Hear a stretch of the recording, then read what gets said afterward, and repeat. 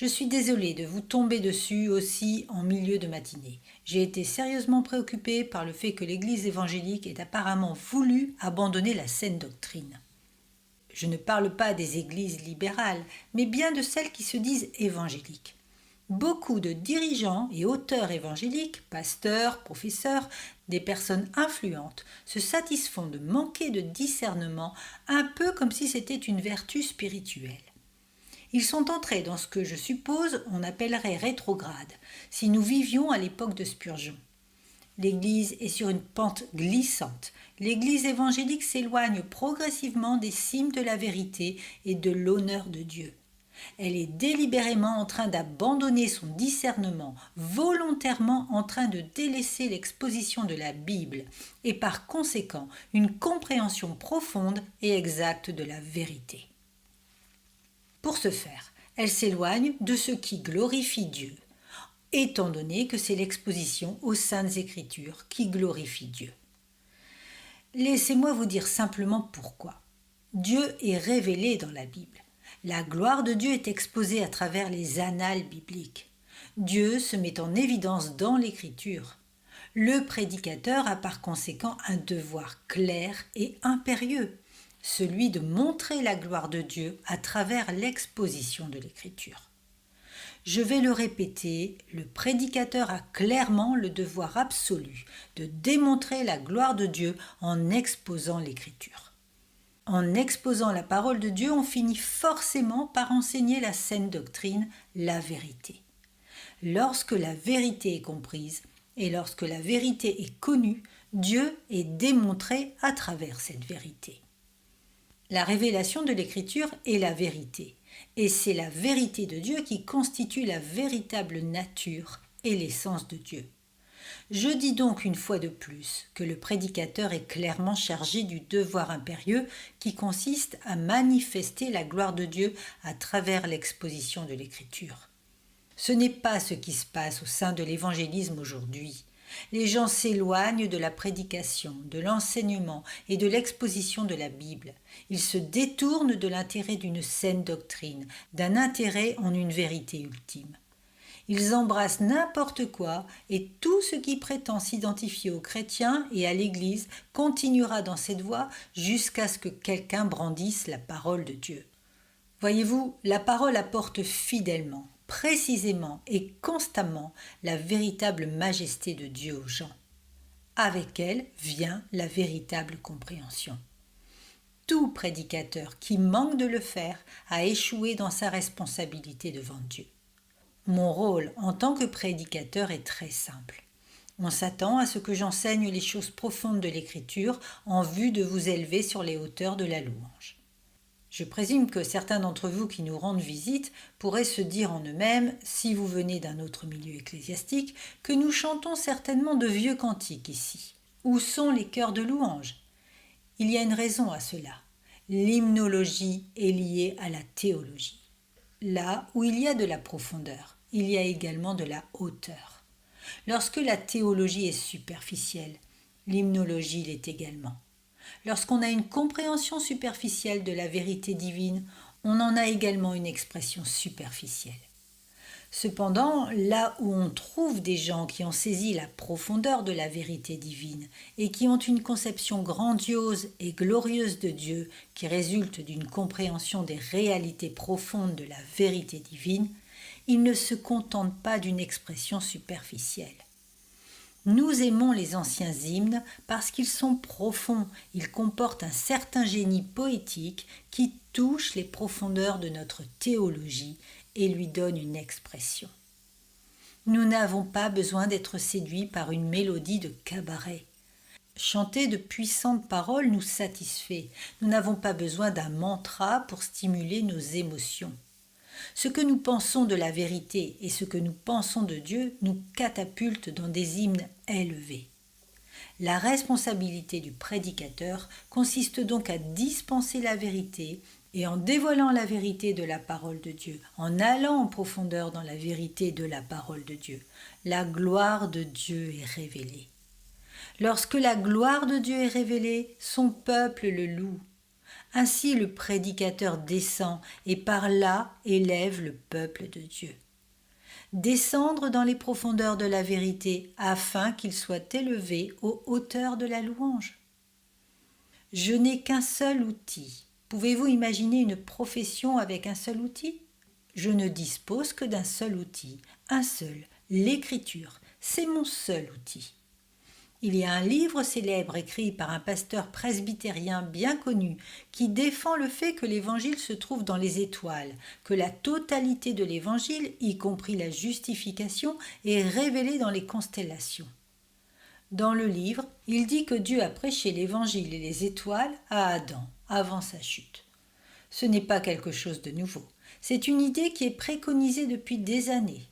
Cela m'étonne qu'un homme qui connaît bien la théologie écrive un livre de ce genre qui constitue un démenti catégorique de la sola scriptura.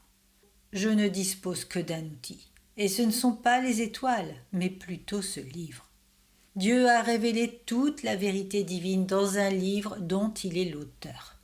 Si vous affirmez que c'est dans le livre et également dans les étoiles, alors pourquoi est-ce que l'Église catholique romaine déclare que c'est dans le livre et que c'est également dans les conciles du pape et de l'Église ? Pourquoi donc est-ce que Mary Baker Eddy affirme-t-elle que c'est dans la Bible et également dans la science et la santé avec la clé des Écritures ? Et pourquoi les Mormons disent-ils que c'est dans la Bible et c'est également dans les doctrines et les alliances de la perte du Grand Prix dans le livre des Mormons ? La vérité divine n'est pas dans une église, elle ne réside pas dans un pape, ce n'est pas dans un évêque, ce n'est pas au sein d'une dénomination, ce n'est pas une expérience, ce n'est pas l'intuition d'un individu et ce n'est pas dans les étoiles, ça se trouve dans un livre, la Bible.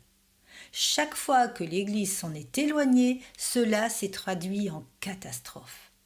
C'est un dimanche de réforme, c'est un prêtre catholique du nom de Martin Luther qui a produit la réforme en parvenant à la conviction que la vérité de Dieu était confinée dans le livre. C'est une idée révolutionnaire et c'est loin d'être ce que croit l'Église catholique. Martin Luther a déclaré que Dieu ne parlait que dans le livre et que toute vérité divine était limitée au livre. Non pas les papes, ni les évêques, ni les conseils paroissiaux, ni le magistère, ni la tradition, mais plutôt le livre. Il a affirmé que c'était le livre et uniquement le livre. Par ailleurs, après Jésus et l'apôtre Paul, Martin Luther a été l'homme qui a le plus divisé la foi chrétienne. Il a créé une énorme rupture qui a séparé ceux qui croyaient au livre de ceux qui étaient pris dans le système romain. C'est la conviction selon laquelle Dieu ne parle que dans le livre qui est à l'origine de la réforme. C'est donc une fois que Martin Luther est parvenu à la conviction que la vérité ne se trouvait que dans le livre qu'il s'y est rendu et a trouvé la vérité. Et il était question de la justification par la grâce au moyen de la foi, n'est-ce pas ? Il n'était pas nécessaire de se préoccuper de ce qu'avait dit le pape, l'évêque ou le concile. Tout était dans le livre et le livre est clair. En 1539, Luther a commencé sur le psaume 119 et a écrit ceci. Dans ce psaume, David dit toujours qu'il ne dira, ne parlera, ne pensera, ne déclarera, ne lira jour et nuit et constamment rien d'autre que la parole de Dieu. Luther a appelé cela la parole externe. J'aime ça. Elle est extérieure à nous. Et Luther a dit que la parole qui sauve, qui sanctifie, qui illumine est la parole externe. Que voulait-il dire par là ? Il signifiait qu'elle est extérieure à nous, tout comme Dieu est extérieur à nous. On ne peut pas inventer Dieu et on ne peut pas inventer la vérité. Dieu n'est pas le fruit de votre imagination. Dieu n'est pas le produit de vos fantasmes. Dieu n'est pas le résultat de votre expérience. Dieu ne se résulte pas de votre intuition. Dieu n'est pas le fruit de votre émotion charismatique. Dieu n'est pas le produit de votre existentialisme.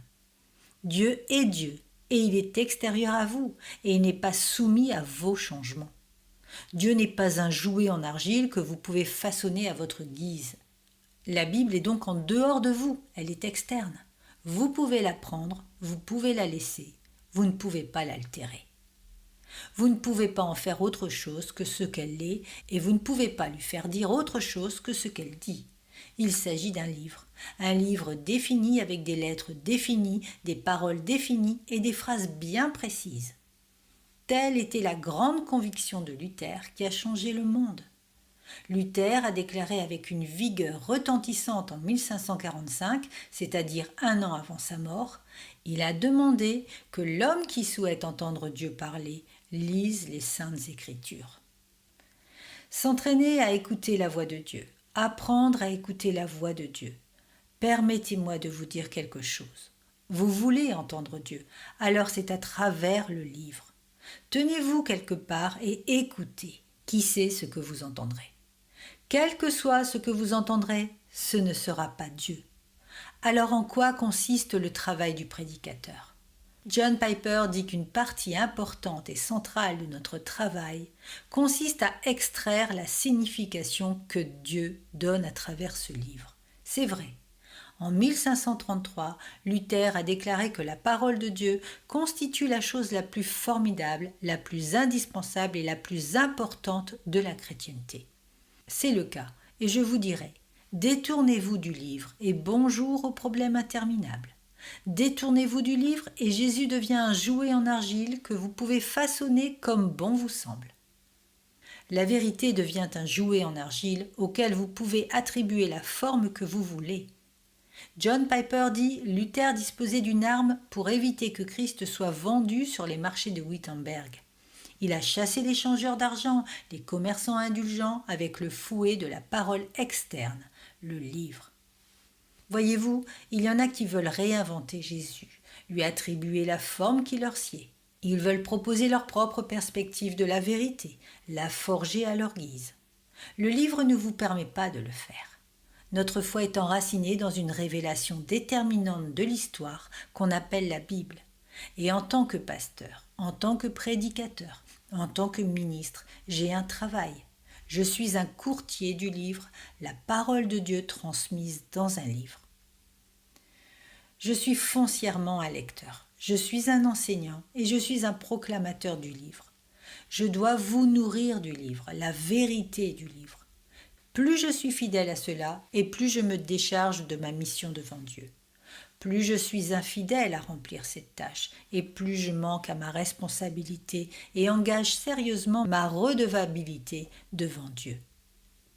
J'aimerais vous amener en profondeur dans la richesse de la parole pour que vous puissiez vous élever aux cimes de la louange. Lorsque les gens saisissent la vérité profonde de l'Écriture, ils commencent à appréhender la haute majesté de Dieu. Je regarde l'Église évangélique aujourd'hui et je vois la superficialité, l'indifférence vis-à-vis de l'Écriture. La vérité constitue un problème parce qu'ils la considèrent comme un sujet à controverse. Je vois pour cette raison qu'ils ne connaissent pas la profondeur de la vérité. Ils ne connaissent pas non plus la gloire de Dieu. David Wells, en écrivant « No place for truth », pas de place pour la vérité, son merveilleux livre, a déclaré « C'est le Dieu majestueux et saint dans son être qui a disparu du monde évangélique moderne. » Leslie Newbigin a écrit « Je me suis souvent aperçu qu'on pouvait employer tout le jargon du christianisme évangélique tout en attribuant la place centrale au moi, Dieu ne venant qu'en seconde position. » Cette dérive évangélique moderne place l'homme au centre de tout, au-dessus des Écritures et au-dessus de Dieu. Une fois que cela arrive, il n'y a que la confrontation pour changer les choses, ce qui constitue la véritable raison pour laquelle j'aborde ce sujet depuis ces dernières semaines. Je ne fais rien de plus que ce que Luther a fait, et ce que Jean Calvin a fait, et ce que Spurgeon a fait, et ce que d'autres ont fait au cours de l'histoire. Il faut tout simplement prendre les choses à bras-le-corps et les appeler par leur nom. J'examine et j'ai pris le temps de lire sur la vie de Calvin et Luther et d'autres réformateurs, essayant de comprendre comment ils sont parvenus à avoir une si grande influence. Quand on évoque ce genre de nom, on se dit qu'il devait s'agir de fortes personnalités, qu'ils devaient être des dirigeants talentueux. En étudiant leur vie, on s'aperçoit qu'ils étaient des défenseurs de l'écriture absolument infatigables et implacables. Ils ont saisi chaque opportunité qui ne s'est jamais présentée à eux pour exposer la parole de Dieu devant les gens. Et c'est la parole de Dieu qui a fait changer les choses. Tandis que les gens venaient sous la prédication puissante et claire de la profondeur de la vérité, ils ont été consumés par la gloire de Dieu. Ils ont acquis le discernement et ils ont été en mesure de faire la différence entre l'erreur et la vérité. Et ils ont fait de bons choix. Benjamin Warfield, le grand théologien de Princeton, a exercé un grand ministère dans ma vie longtemps après sa mort, tandis que j'étais étudiant au séminaire et lisais l'inspiration et l'autorité de l'Écriture. Warfield a dit de Jean Calvin que personne n'a jamais eu un sens plus profond de Dieu que lui. Il a déclaré cela dans une œuvre sur Calvin et saint Augustin. Il disait que personne n'avait jamais eu de sens plus profond de Dieu que Calvin. Et où est-ce que Jean Calvin a été puiser ce sens profond de Dieu? Il l'a tiré de l'Écriture. Jean Calvin a passé sa vie à étudier l'Écriture. Il a vécu pour exposer l'Écriture. Les gens présument que Calvin était une sorte de théologien. Il était en effet un théologien, mais il était un théologien qui méritait d'en être un parce qu'il exposait l'Écriture. Sa théologie était le produit de son exposition de la Bible. À travers la théologie saine et réformée de Calvin, la théologie dont la réforme s'est emparée a trouvé ses racines et avec cette théologie profonde est arrivé le produit de cette théologie qui était la haute louange. Plusieurs des cantiques et des hymnes que nous chantons, qui sont les plus aimés et les plus riches et les plus profonds, ont été composés par ceux qui étaient des réformateurs, des puritains. Saviez-vous que Jean Calvin n'a prêché que l'exposition de la Bible ? Dieu l'a utilisé pour changer la face du monde. Il s'est rendu à Genève en 1536 et a exposé la Bible jusqu'en 1564, avec un bannissement de 3 ans dont j'expliquerai dans un instant. Il a cependant prêché l'exposition de l'Écriture. Je me suis tenu dans le petit, c'est quasiment comme une chapelle, cela s'appelle un consistoire, et ça se trouve à côté de l'église de Saint-Pierre dans laquelle Calvin prêchait le jour du Seigneur. Il prêchait dans cette petite chapelle tous les jours. Il exposait l'Écriture. Et il y avait 5 types assis à la première rangée. Et ils écrivaient tout ce qu'ils disaient.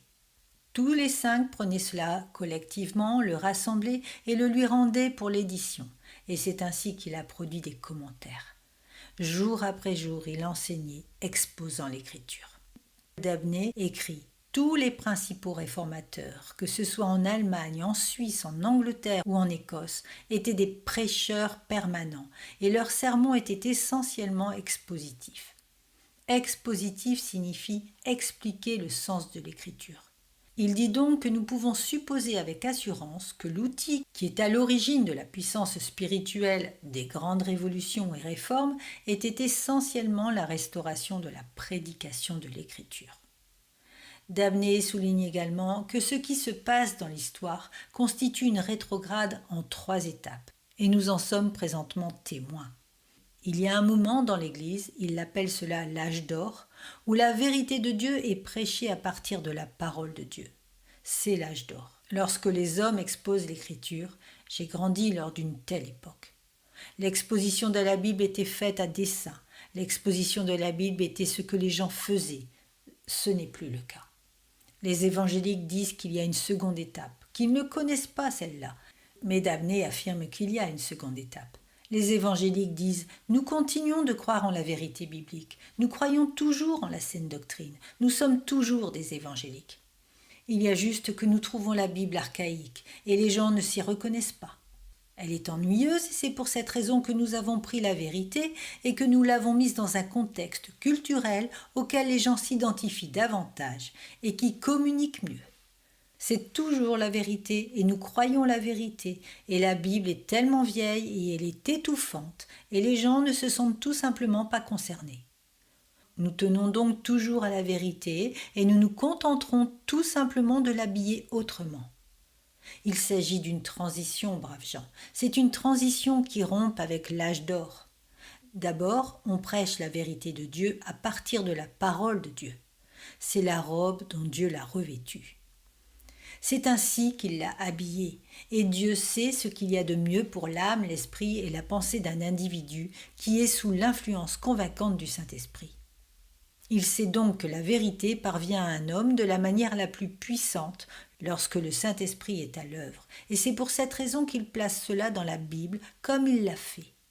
Mais les gens s'imaginent peut-être qu'ils savent mieux que Dieu, et par conséquent sortent les vérités scripturales de l'Écriture, leur enfilent un autre vêtement, les habillent différemment pour ôter le stigmate de la Bible, l'offense de la Bible, et d'une certaine manière, ils pensent ainsi atteindre la culture sans transpirer. Ils ont tout simplement mis la Bible de côté, parce qu'ils considèrent qu'elle est gênante. Damné dit qu'il s'agit de l'étape de transition. À ce niveau, l'idée de la doctrine est encore celle de l'écriture. Leurs relations sont cependant conformes au dialecte humain qui prévalent. La vérité de Dieu est désormais dépouillée d'une partie de son pouvoir sur l'âme. Troisième étape, vous savez que la Bible était offensive. Nous nous sommes débarrassés de cela à présent. Nous trouvons également la doctrine offensive et nous nous en débarrassons également. Ensuite, Damné plaide pour que nous puissions nous contenter de présenter la doctrine biblique dans son propre vêtement. C'est pour cette raison que vous me voyez dire que si les gens pouvaient tout simplement commencer à prêcher la Bible, elle apporterait de la clarté, elle donnerait de la clairvoyance, elle accorderait de la compréhension, fournirait de la profondeur et élèverait par ailleurs les gens sur les hauteurs de la louange transcendante. La Bible constitue la totalité du contenu de notre prédication. C'est une profession qui ne comporte qu'un outil, comme je l'ai dit.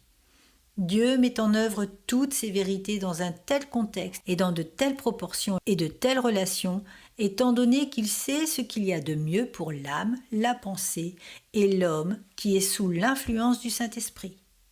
Aucune autre forme de vérité n'est aussi bonne.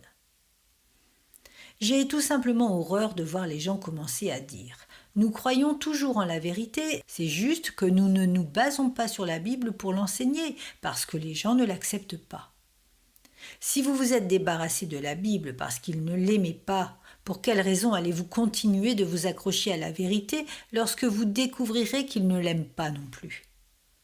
Je ne pense pas qu'il soit possible de faire le ministère sans un engagement radical vis-à-vis de la Bible. Je veux dire un engagement radical vis-à-vis de la Bible. Je suis considéré comme une personne radicale. Je suis considéré comme un pasteur chrétien non intellectuel et de bas niveau, parce que je ne suis pas ouvert à toutes les perspectives de tout. Je suis considéré comme une personne qui s'oppose à l'intellect. Ça me convient. Cela ne me dérange pas du tout. Mon intellect ne peut fonctionner efficacement d'une seule façon pour l'honneur de Dieu, et c'est lorsque je l'utilise pour parvenir à la compréhension de l'Écriture que je vous la communique ensuite. Cela importe peu que je comprenne ou non toutes les fausses conceptions. Je ne pense pas qu'on puisse faire le ministère comme Dieu l'entend dans le climat actuel sans un engagement radical à l'égard de la Bible. Et je dis radical parce qu'on rencontre de l'opposition même au sein de l'évangélisme. Comme je l'ai dit auparavant, le sens de l'écriture, c'est l'écriture. En enlevant la brume, on relève la signification, c'est-à-dire l'écriture. C'est la vérité de Dieu, et elle met en évidence, accorde le discernement aux gens et donne du pouvoir à l'Église. Vous savez, je viens juste de penser qu'il y a des gens qui ne veulent pas travailler dur. Si vous regardez Calvin, il a énormément écrit. Il a rédigé ses instituts, il a écrit ses commentaires. Plusieurs étagères de mon étude sont remplies de ses volumes. Il prêchait 10 sermons toutes les 2 semaines, tous étant des expositions de l'Écriture. Il en est de même de Luther. Entre 1540 et 1546, il a prêché 3000 sermons. Plusieurs fois dans la semaine et plusieurs fois par jour il prêchait. Tout cela avec des difficultés familiales, car sa femme Kate lui avait fait 6 enfants. Certains sont décédés et il enseignait le catéchisme aux survivants le dimanche après-midi. Vous voulez entendre le programme d'un dimanche typique pour Martin Luther ? 5 heures, c'était le premier service. C'était l'exposition d'une épître. 10 heures du matin, c'était le deuxième service et c'était l'exposition de l'Évangile. Dans l'après-midi, il enseignait la parole de Dieu à ses enfants. À 17 heures, il revenait exposer un livre de l'Ancien Testament. Les lundis et les mardis, il enseignait davantage d'expositions. Le mercredi, il enseignait sur Matthieu. Le jeudi et le vendredi, il enseignait sur les lettres apostoliques. Et le samedi, il exposait l'évangile de Jean. Vous savez, on ne se lève pas un beau matin pour conduire une réforme. Vous comprenez cela? Il y a une raison pour laquelle ces gens ont eu l'influence qu'ils ont eue. Consumés par l'écriture, avec sa compréhension et sa proclamation. Tout ce qu'il a fait, c'était prêcher et prêcher et prêcher, et les gens adoraient. Il est allé en profondeur et ils se sont élevés. C'est pour cette raison que je vous ai dit, il y a de cela quelques semaines, qu'il vaut mieux aller lentement plutôt que vite. Il vaut mieux être profond et non superficiel. Il vaut mieux être minutieux et non léger. Pour revenir à Jean Calvin, il n'a jamais hésité à faire des prédications expositoires pendant presque 25 ans. De 1536 à 1564 à Genève, et il a même ignoré Noël et Pâques et tout autre événement juste pour poursuivre son exposé. Il n'a donné aucun message spécial, il s'est limité à ses expositions. La portée de son pupitre est véritablement incroyable. C'est tout simplement inimaginable. Il a prêché pendant 6 ans sur le livre des Actes. Il a fait 46 sermons sur Thessaloniciens, 186 sermons sur Corinthiens, 86 sermons sur 1-2 Timothée et Tite, 43 sermons sur Galates, 48 sermons sur Éphésiens. En 1559, au printemps, il a démarré une étude des évangiles, exposant les évangiles de manière harmonieuse. Et il n'avait pas encore terminé lorsqu'il est mort en 1564 au mois de mai. Là, c'était le jour du Seigneur, et en milieu de semaine, il a prêché 159 sermons sur Job, 200 sur Deutéronome, 353 sur Ésaïe et 123 sur Genèse, et ainsi de suite. Tout cela exigeait de la préparation et de l'étude. Il était en train de prêcher à Pâques 1538 et après son sermon, il a quitté le pupitre de l'église de Saint-Pierre et on l'a jeté hors de la ville. Le conseil paroissial l'a banni. Ils en avaient assez. Cela faisait seulement quelques années qu'il prêchait là, mais il était tellement fort, si fort, qu'on l'a jeté hors de la ville après son sermon. Il est revenu un peu plus que 3 ans plus tard et a repris son exposition au verset qui suivait. Comme je disais, les biographes nous disent que Calvin croyait que la parole de Dieu constituait la seule lampe et que la lampe avait été enlevée des églises. Et c'est ce que je crois. Calvin avait horreur de ces gens qui prêchaient leurs propres idées au pupitre. Il croyait qu'exposer l'écriture était la seule chose que Dieu voulait qu'il soit faite. Calvin croyait que la majesté de Dieu était révélée dans sa parole et que manquer de prêcher la parole de Dieu revenait à manquer de donner la gloire à Dieu. Vous savez, ce n'était pas facile pour Calvin de prêcher 10 fois en 2 semaines, donner des leçons de théologie 3 fois, tenir une étude biblique le vendredi, rendre visite aux malades, donner des conseils aux gens, lire et écrire. Il avait un estomac faible, il souffrait de migraines sévères et le seul moyen de contrôler ces migraines consistait à manger un repas par jour. Il travaillait jour et nuit en prenant rarement une pause. C'est pour cette raison qu'il est mort jeune. En 1564, à l'âge de 53 ans, il a écrit à son médecin, décrivant des coliques, des crachats de sang, de la fièvre, la goutte, des douleurs atroces liées aux hémorroïdes, les calculs rénaux, etc. Parallèlement, sa femme faisait des enfants, mais ils mouraient l'un après l'autre, chamboulant le monde. Ceci a littéralement bouleversé le monde. À cause de la puissance qu'il y a à exposer la parole de Dieu, revenons à Luther un moment, juste pour vous montrer à quel point ils étaient productifs dans la parole. En 1520, Luther a écrit 133 œuvres.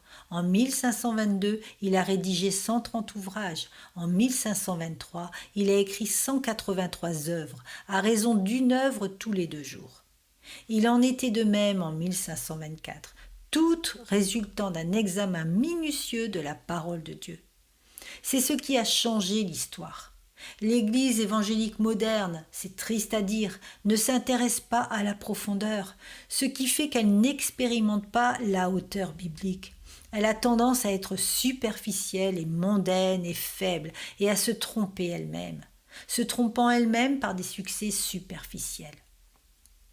Au cœur de ceci se trouve cette chose tragique qui consiste à embrasser des non-chrétiens comme s'ils étaient chrétiens. Sans une compréhension profonde de la vérité biblique, il n'y a pas de discernement, et sans discernement, vous ne serez tout simplement pas en mesure de dire qui est chrétien et qui ne l'est pas. Si bien que Satan vient à l'Église, il intègre le leadership, il vient enseigner dans les universités et les séminaires, il écrit des livres et passe à la télé, et il continue ainsi encore et encore. Comme je vous l'ai dit, lorsqu'il n'y a pas la vérité et qu'il n'y a pas la prédication qui apporte la clarté et le discernement et la gloire de Dieu, il y a de terribles problèmes. La toute première est que les gens ne sont plus en mesure de distinguer entre qui est chrétien et qui ne l'est pas. C'était l'une des grandes réalités de la Réforme. La Réforme disait « Vous n'êtes pas chrétien, point final. Vous ne l'êtes pas. Vous dites que vous êtes chrétien, mais il n'en est rien. » Il est temps que nous prenions position sur le même sujet aujourd'hui.